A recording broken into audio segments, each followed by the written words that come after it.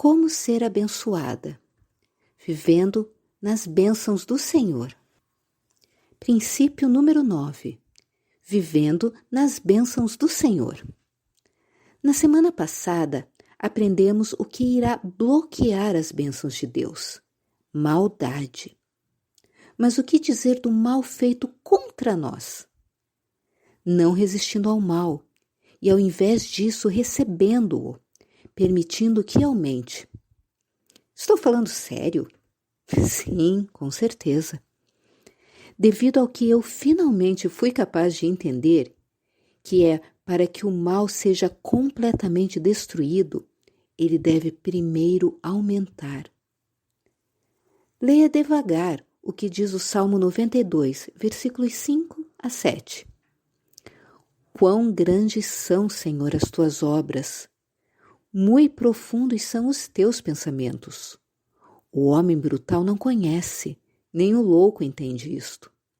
Quando o ímpio crescer como a erva, e quando florescerem todos os que praticam iniquidade, é que serão destruídos perpetuamente. Deus provou isso da forma mais dolorosa ou emocional com a morte de Jesus na cruz. O mal feito a ele precisava primeiro florescer na dimensão e extremidade em que se estendeu para que o pecado fosse destruído para sempre. O que isso significa para nós, em nossa jornada de restauração com o Senhor, significa que devemos estar dispostas a perseverar até o fim, à medida que os ataques do inimigo aumentam e a maldade contra nós floresce, e sem tentar pará-los. Mateus 5, versículo 39, na versão Almeida, revista e corrigida. Eu, porém, vos digo que não resistais ao mal, mas, se qualquer te bater na face direita, oferece-lhe também a outra. Almeida, revisada, imprensa bíblica. Eu, porém, vos digo que não resistais ao homem mau, mas a qualquer que te bater na face direita, oferece-lhe também a outra. Nova versão internacional. Mas eu lhes digo, não resistam ao perverso. Se alguém o ferir na face direita, ofereça-lhe também a outra. Nova tradução na linguagem de hoje. Mas eu lhes digo, não se vinguem dos que fazem mal a vocês. Se alguém lhe der um tapa na cara, vire o outro lado para ele bater também. E a razão pela qual ele nos adverte a não resistirmos ao mal é porque ele sabe o que isso está projetado para fazer por nós. Quando o pecado aumenta o suficiente e você escolhe simplesmente abençoar a pessoa ou situação, então ele será capaz de destruir aquele mal para sempre. Aqui em Tiago 1, versículo 12, há mais motivação. Bem-aventurado o homem que suporta a provação, porque, depois de aprovado, receberá a coroa da vida, que o Senhor prometeu aos que o amam. E o verso que nós olhamos em Mateus 5, versículos 39 a 42, diz: Eu, porém, vos digo que não resistais ao homem mau, mas a qualquer que te bater na face direita, oferece-lhe também a outra. E ao que quiser pleitear contigo e tirar-te a túnica, larga-lhe também a capa. E se qualquer te obrigar a caminhar 1000 passos, vai com ele 2000. Dá a quem te pedir, e não voltes as costas ao que quiser que lhe emprestes.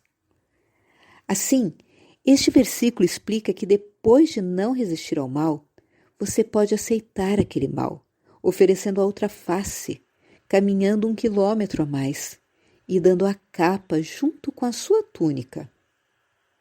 Eu não sei quanto a você, mas eu quero saber a verdade e deixar de ser uma mulher insensata que não tem conhecimento ou uma mulher estúpida que não pode entender esse princípio tão importante.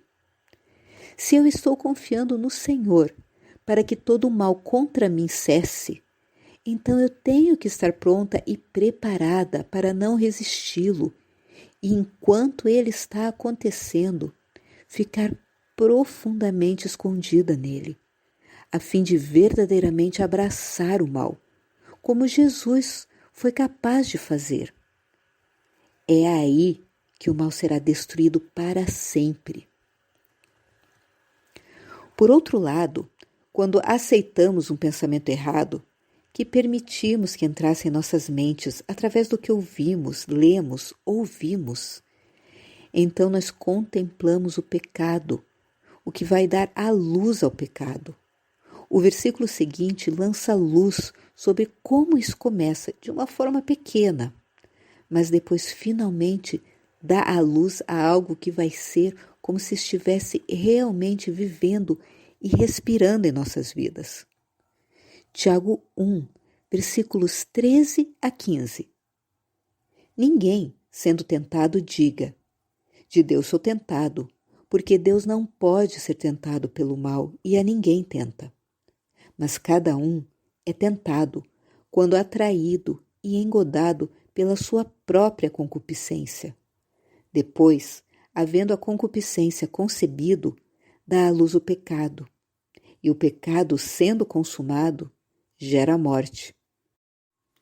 Este é o versículo que me ajudou a entender como meu marido, que odiava o fato de que seu pai era um adúltero e que também amava seus filhos o tanto que ele amava, foi capaz de cair no pecado do adultério na magnitude que tornou-se antes que ele fosse liberto.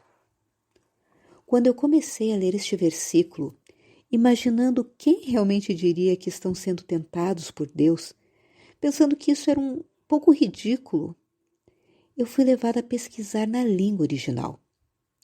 Quando Tiago escreveu este versículo, ele realmente usou uma expressão muito mais penetrante, que é um pouco mais fácil de crer. Seria algo assim: que ninguém, ao ser tentado, diga: eu tenho sido tentado indiretamente por Deus. Isso é basicamente o que aconteceu após o primeiro pecado, quando Adão, indiretamente, culpou a Deus, dizendo: a mulher que você me deu para estar comigo, ela me deu da árvore e eu comi. Gênesis 3, versículo 12. Nós recorremos frequentemente a esse tipo de pensamento e acusação quando somos tentadas e depois cedemos à tentação. Aqui está outro discernimento que me ajudou na compreensão da tentação. Sempre me incomodava quando eu lia o versículo que diz que Jesus foi tentado em tudo, mas não pecou.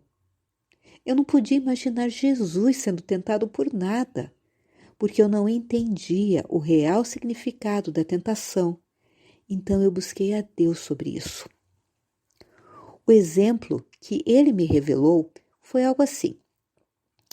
Se eu estivesse entrando no supermercado Walmart e atrás de um arbusto, um homem estivesse me chamando e dizendo: ei, vem aqui, que eu tenho essa nova marca de bicicleta que eles estão vendendo por R$100, mas eu vou vender para você por apenas R$10. Eu poderia até olhar na direção da voz, sem saber o que ele realmente estava dizendo, mas assim que eu entendesse, eu continuaria apenas andando, ou muito provavelmente eu começaria a correr. Então, sim, eu estava sendo tentada pelo mal, mas eu nunca pensei em ceder ao pecado. Eu não pensei na minha mente: ei, esse é um bom negócio. Eu quero dizer, quem iria saber? Minha filha teria uma bicicleta nova para o seu aniversário. E depois dizer: não, isso seria errado. Isso seria acolher a tentação. Então, isso seria pecado. Isso significa que Jesus foi tentado pelo diabo, que lhe pediu que transformasse pedras em pão, que se jogasse de um penhasco e para adorá-lo, mas nenhuma vez ele parou para considerar a ideia de fazer nenhuma dessas coisas. Minha opinião sobre isso é que o Espírito Santo levou Jesus lá em cima, para que Jesus pudesse firmemente dizer para o diabo onde descer. E eu amo a forma como ele sempre usou a verdade e o poder das Escrituras, a espada do Espírito, que é a palavra de Deus, para vencer a batalha sobre o inimigo, para que ambas, eu e você, também possamos triunfar sobre o inimigo sempre que clamarmos a ele para nos ajudar.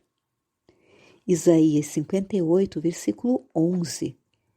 E o Senhor te guiará continuamente e fartará a tua alma em lugares secos e fortificará os teus ossos, e serás como um jardim regado e como um manancial cujas águas nunca faltam.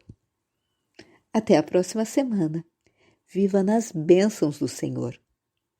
Erin.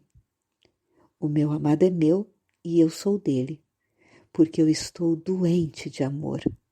Cantares de Salomão, 2, versículos 16 e 5, versículo 8.